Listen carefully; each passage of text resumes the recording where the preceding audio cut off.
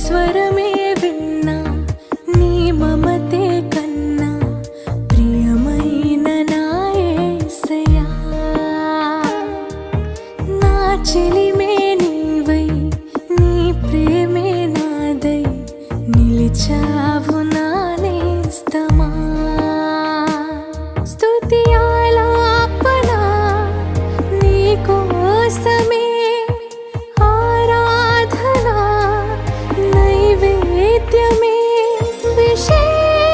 విశేషమైన బంధమే వరాల సంబంధమే నీ స్వరం